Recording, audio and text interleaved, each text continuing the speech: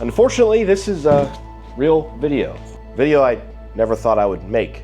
The G80 was crashed again, pretty similarly to how it was crashed the first time. And I'm no insurance agent, but I'm pretty sure it's gonna be totaled. And I don't know what to do about it.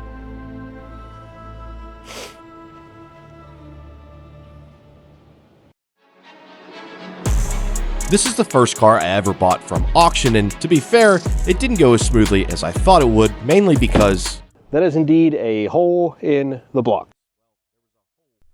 Before I bought this car and before it was crashed, it was pretty built. It had a top mount single turbo, a different steering wheel, different shifter, obviously a full exhaust, carbon fiber bits, wheels, tires, you name it. And then unfortunately, the previous owner smacked it into a wall.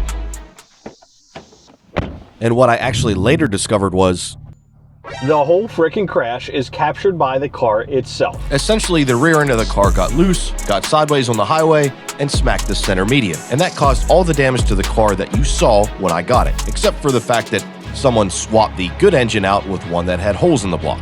So then the repairs started. I got an entire running and driving M4 to take the engine and transmission and front end, everything out of to fix my G80. Oh my, look at it. It's completely clear. We have a whole freaking engine, tranny, everything. So then I fixed the smashed and bent frame rail, got everything painted, and got the engine installed after some upgrades, of course. And I got the car running and driving rather easily with no issues. So then I sent it off for paint work. This car was essentially done other than some modifications, and it turned out incredible. The Dakar yellow looked so good. The car looked essentially brand new. And then I installed some keys upgrades like carbon fiber all over the car, did some MRR wheels, some other upgrades, and it was the ultimate daily driver. Little pull in third and quiet mode.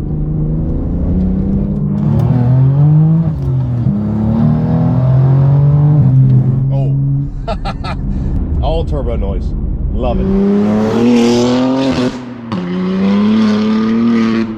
And after everything I did to the car, it was essentially perfect. It can haul people, it was fast, nice interior. It's just cool that this car has so many personalities and can do so many things. I'd say this thing's pretty much perfect now. I'm simply just gonna enjoy it while I try to fix all the mess ups on all the other cars. But now, instead of enjoying it, I think this car might be gone forever.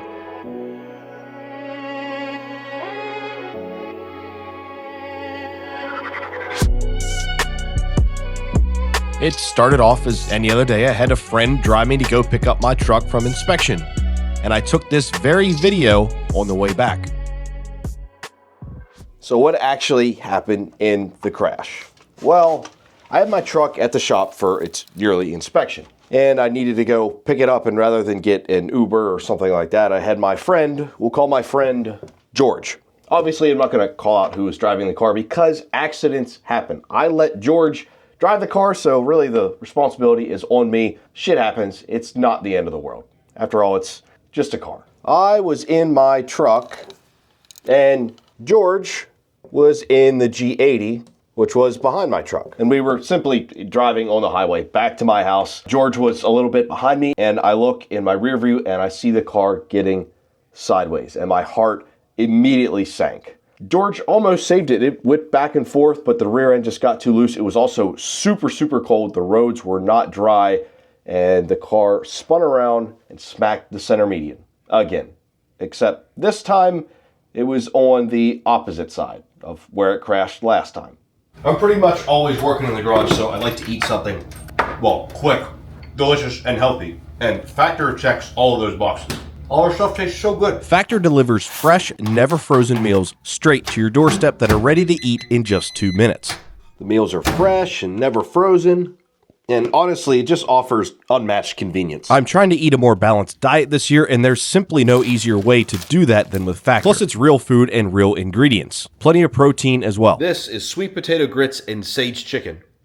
And it's phenomenal. And I don't even like vegetables or eat enough of them, but these are so good. Even when I'm not working in the garage, I'll be working in the office, and there's just no more convenient meal than Factor. I also really like that they have nutrition that can fit your goals. Like I've been choosing the high protein meals. So head to factor75.com or click the link below and use code ROSSFB50 to get 50% off your first Factor box plus free breakfast for a year. That's code RossFB50 at factor75.com to get 50% off plus free breakfast for a year.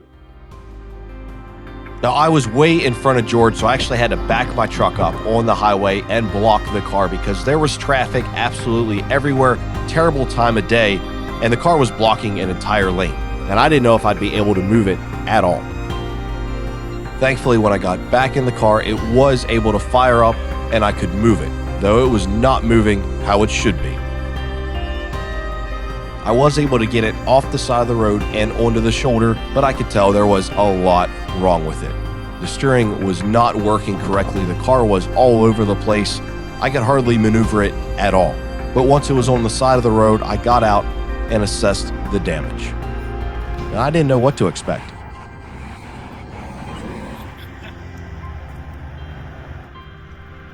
And to be fair, the body didn't look too bad. Rear bumper damage, front bumper damage, wheel damage, and a whole lot of suspension damage, but I thought George got pretty lucky, at least at first.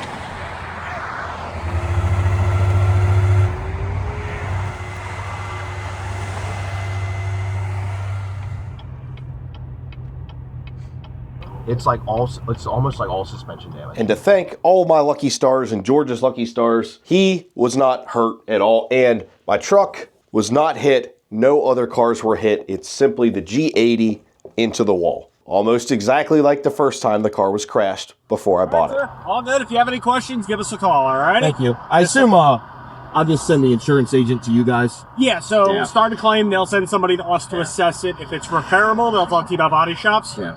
If it's totaled, they'll let you know, and then you come clean it all out. Yeah. Thank you. All right? Yeah.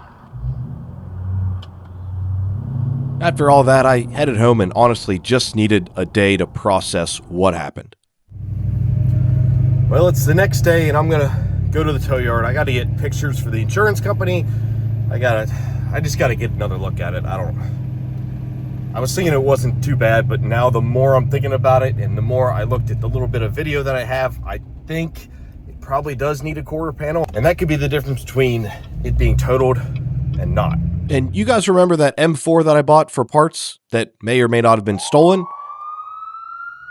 I think I might have bought a stolen M4. Yeah, based off of everything you've told me, I think it's stolen. Look at where it is. That's crazy. I reported it as an abandoned vehicle and had it towed to the same tow yard that my M3 is now at. And when I pulled up to check out my M3, guess what was still there? Absolutely crazy, because I even let the previous owner know where it was with a phone number, and he simply never got it. And with the abandoned vehicle paperwork started, the tow company is actually the owner of it now, legally. Well, let me know. You gonna fix this one up?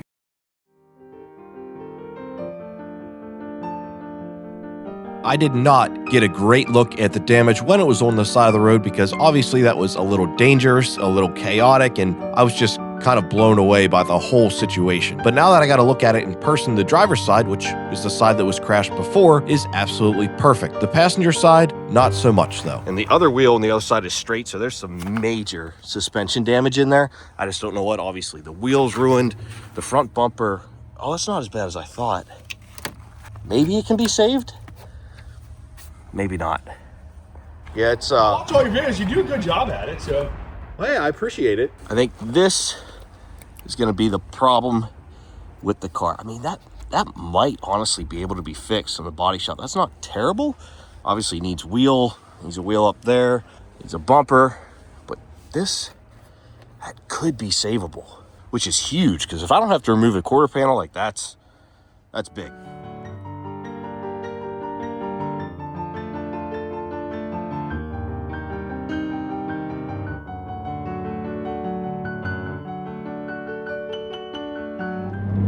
Well, the car got towed to the shop to actually look at it, see what all it needs, and get an estimate. So that's where I'm going now. I'd like to look at the car. I don't know if they'll let me. I also want to see if I can get the video footage from the car's camera recording system, and then obviously get the estimate and see what's going on with that and insurance. Well, I see it's already taken apart.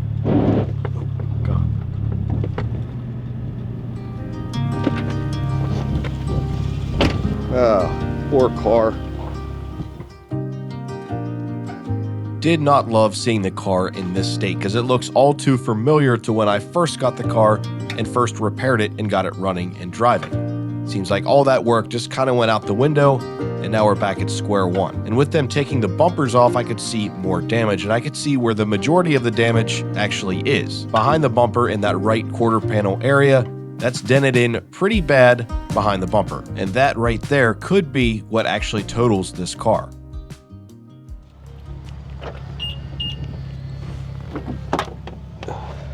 Miss this car. Oh boy. And after looking it over, I decided it was time to grab the video footage off the car and see what actually happened during this crash. Oh man. It didn't frickin' save it. That's annoying. That was like the whole purpose of me coming here. I wonder why it didn't save. The impact wasn't bad enough or what? I do gotta say, you wouldn't think the crash was that bad because no airbags went off at all, thankfully. The seatbelts, they're not locked out or anything like that. And George had his seatbelt on. It's just, man, there's more damage than I thought. Let me go inside and see what they got to say.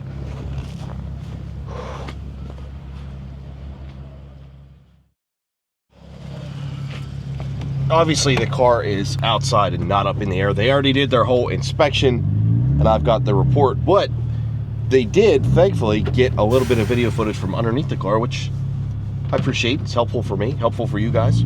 Was not 100% sure what to expect from this video underneath the car, but you can see major damage on the passenger side, broken tie rod, and probably a whole bunch of other bent stuff there as well. But luckily, looking under the rest of the car, it all looks fine, at least underneath, and at least until you get to the back passenger side wheel, where some of the suspension arms have become a U instead of a straight bar. And that's only what I can see. I wasn't actually able to view the car underneath in person, but you'll see on the estimate there's a lot more suspension damage than just that. Now, I had a rough estimate in my head, and I knew that shops like these are very thorough, but this number was even a lot higher than what I expected. And I think it's going to end up totaling the car. Also, I'm not sure if the truck dash cam would have captured it or not from the rear facing inside camera, but stupid me, I left the truck running there on scene for like, I don't know, probably 2 hours. So it actually over recorded, it looped over itself. So literally the first shot I have of the car against the barrier is the first thing that I have. So I was annoyed. I should have put a bigger memory card in that thing. And I used to have a dash cam in the G80, but I took it out because those things are apparently so touchy with electronics.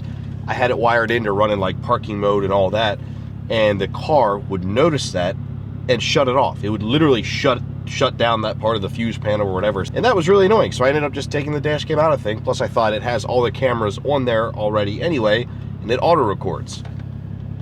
All around, not great luck.